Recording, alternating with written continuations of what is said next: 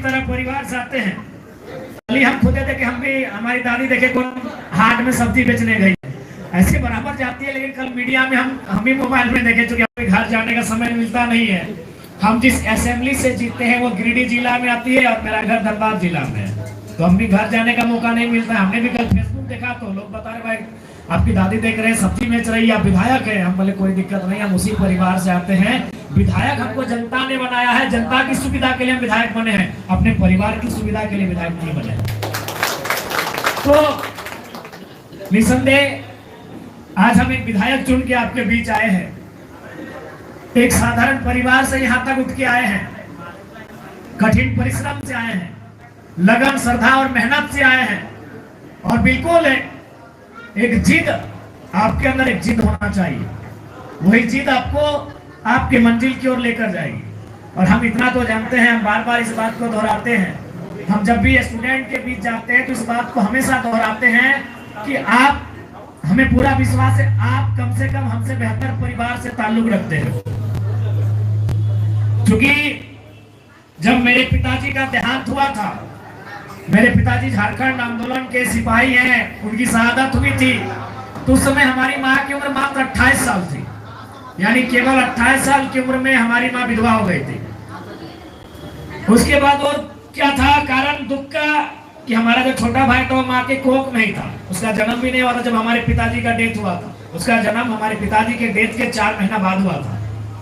उसी 2-3 महीना पहले हमारे दादाजी का भी डेथ हुआ था। यानी एक ही साल में हमारे पिताजी और दादाजी दोनों दुनिया को छोड़ के चले गए। और हमारे जो चाचा है ना, वो जन्म से जन्मांध है, यानी उनके दोनों आंखें नहीं है, वो जन्म से जन्मांध है हमारे चाचा। यानी आप सोच सकते हैं, जिस महिला ने 28 साल की उम्र में अपने पति को खोया, अपने घर को जलते हुए देखा, आज उस महिला ने हमको पढ़ा लिखा कि हमको एमएलए के रूप में लेके आए हैं। तो हमको लगता है कि आपके माता पिता तो हमसे बेहतर होंगे, बेहतर आपको माहौल बना के देते होंगे। तो सोचिए आप कितना दूर तक जा सकते हैं।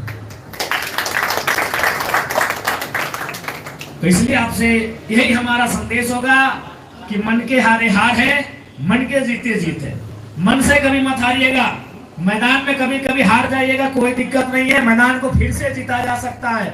मन से कभी नहीं हारिएगा। हम भी लोकसभा का चुनाव हारे, जब मई का महीना में पार्लियामेंट का इलेक्शन हुआ था, लोकसभा का, जिसको जीत के लोग एमपी बनते हैं और एमपी से ही प्रधानमंत्री बनते हैं। उस चुनाव को हमने भी हारा था, लेकिन फिर हम लोग लगातार अपनी मेहनत को जारी रखे और आज फिर 4-5 महीने बाद असेंबली का इलेक्शन हुआ, उसको जीत के हम आए हैं। और केवल हम जीत के नहीं आए हैं, इस बात को भी याद रखिएगा, आने वाले चुनाव में हमारे साथ बहुत सारे ऐसे गरीब परिवार के बच्चे आपको विधानसभा के अंदर दिखेंगे।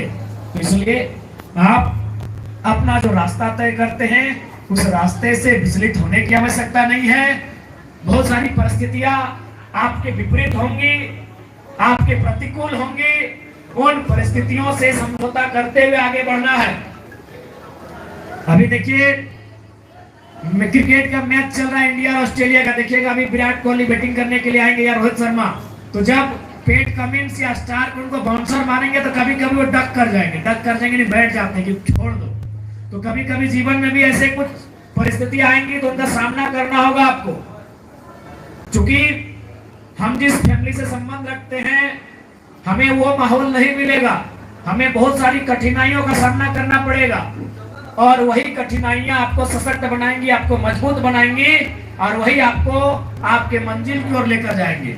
इसलिए जितने भी हमारे भाई बहन इस संस्थान में अध्ययनरत हैं, अपनी पढ़ाई को कर रहे हैं, उन्हें हमारी ओर से कोटि शुभकामनाएं, आपके उज्जवल भविष्य की बधाई। और निसंदेह एक एमएलए के रूप में जब भी लगे आपको हमारी आवश्यकता, भले ये रामगढ़ है लेकिन हम कम से कम आधी झारखंड की समस्याओं के साथ फिलहाल खड़े हैं। जब भी आपको हमारी जरूरत लगे जरूर याद रखिएगा। और भले और ऐसे भी रामगढ़ की जनता ने हमारे कैंडिडेट, हमारी पार्टी, पटेसर जी यहाँ उपस्थित हैं, तो हमारी पार्टी को, हमारे प्रत्याशी को आपने 70,000 वोट किया है। तो इसलिए हमारी रामगढ़ में भी जिम्मेवारी है और उस जिम्मेवारी को हम लोग निर्वहन करेंगे। इसलिए जब भी आपको लगे हमारे लायक कोई कार्य, बेहिचक कहिएगा, ऐसे भी हम लोगों को छात्रों के बीच जाना, छात्रों से मिलना, उनकी समस्याओं को जानना, सुनना, समझना बड़ा अच्छा लगता है, उनके साथ मिलकर काम करना। और आपको बता देना चाहेंगे, शायद हम ये कंफर्म नहीं कहेंगे, झारखंड के 24 साल के हिस्ट्री में हम एक ऐसा एमएलए हैं जो कॉलेज से सीधा असेंबली गए हैं। बाकी लोग ऐसा नहीं, पढ़े लिखे सभी होंगे, लेकिन पढ़ाई छोड़ने के बाद जाते हैं। हम सीधा, मेरी कॉलेज में पढ़ाई चल रही है विनोद बिहारी महतो विश्वविद्यालय धनबाद में, हम अपना तीसरा एनुअल रिपोर्ट पीएचडी का सबमिट प्रेजेंट करके आए हैं। अभी और 2 रिपोर्ट हमें प्रेजेंट करना है, उसके बाद हमारी पढ़ाई कंप्लीट होगी। तो ऐसा नहीं है, हम भी आपकी तरह स्टूडेंट हैं। हाँ है थोड़ा सा कि हम एमएलए बन गए हैं, आप एमपी बनिए, आप कलेक्टर बनिए, आप वीडियो बनिए, सीओ बनिए, आप जो भी बनिए, एक लक्ष्य बना के उस दिशा में आगे बढ़िए। हमारी ओर से आपको शुभकामनाएं। ठीक है, धन्यवाद। थोड़ा समय का अभाव। हेलो, अभी हमारे जो आज के मुख्य अतिथि है, उनका जो सपना है कि हम हर प्रखंड में लाइब्रेरी बनाएंगे, तो उसी सपना को पूरा करने के लिए इस संस्थान के 3 स्टूडेंट हमारे आज के मुख्य अतिथि को बुक भेंट करना चाहते हैं।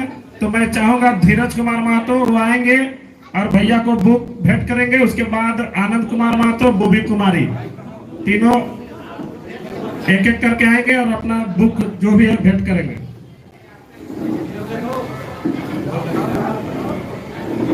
इसके बाद धीरज कुमार,